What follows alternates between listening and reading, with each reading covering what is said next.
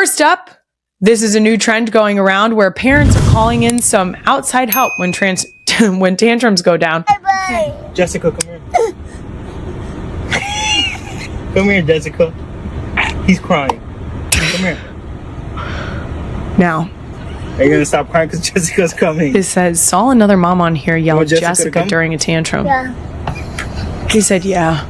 I love that this is just to disrupt the crying and to cause confusion. The mom that did it that I saw, which I believe was the original, her child was coming towards her in a screaming, crying fit. And she yelled, Jessica! Jessica! Jessica! Jessica! Jessica, where are you? Jessica? And the child was, her face said, who the fuck is Jessica? And I love that. I love that so much. I have not tried this tactic, but maybe I will, because I have 4 children and at any given time, at least one of them is probably crying.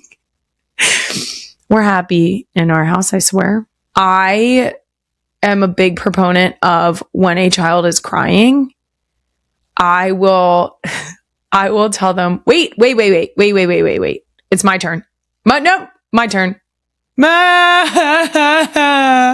Okay, your turn. And then they do it again. And then I will say, oh, okay, that's it. Okay, now it's my turn. Your turn. And we will literally pass it back and forth until I can get them to think it's funny.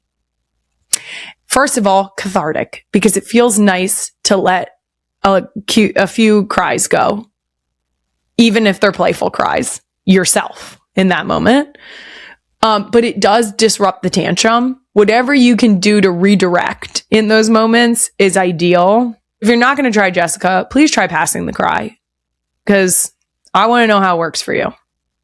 And last scroll, real ones, you know I'd never lie to you, but I will lie to my children. And so will this mom, who actually might be a genius. Let's see it, Queen Emma. In no particular order. Number 1, I gave my kids the choice of a nap for 1 hour or 60 minutes. They always picked 1 hour because 1 is less than 60. If you want to cry over nothing, you can sit in the cry chair and cry as long as you want to, but I'm not going to engage with you while you're sitting in the cry chair. Whenever you're done crying, you can get up. It's not a timeout chair, it's just a cry chair.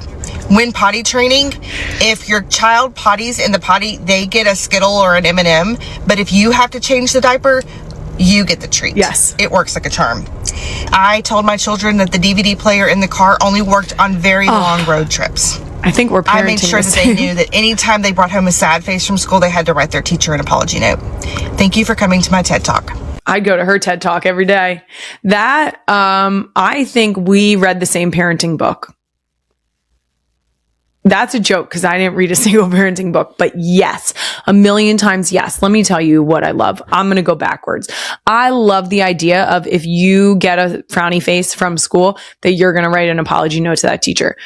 It's a privilege being at school. You better act like it. You are not going to mistreat the teacher who has studied and figured out how best to teach your entire class of absolute hooligans. Okay?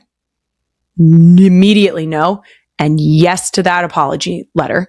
Everybody knows the TV only works on long car rides. I love that. I support that wholeheartedly. Now, I'm a big proponent of M&Ms as the reward for the potty. When we're potty training, the idea of if you do it in your diaper, it's now my treat.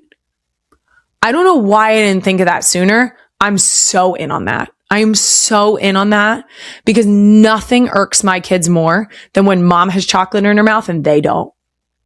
And also they sniff that out from my way. Yesterday I put a chicken nugget in my mouth and Bennett goes, "What's that in your mouth?" And I said, "It's a chicken nugget. It's the same thing that you have on your dinner plate right now." And she goes, "I thought it was chocolate." Girl. It's a chicken nugget. I love the cry chair. I love the cry chair because we often get into a situation where we feel so bad about the fact that we're having a consequence, aka the timeout step, that we end up crying. And we have to come to an agreement that your timeout timer is up. But you are not getting off that step until you can calm yourself down. So maybe they need to migrate from the timeout step when their timer is up to the cry chair. Not a bad idea. I might start that. Kylie Jenner recently made a surprisingly honest confession about something many parents secretly do but rarely admit out loud. While talking about her life as a mom, she opened up about the small white lies she sometimes tells her toddlers just to get through the day a little more smoothly. She explained that when you're dealing with young children, things don't always go perfectly.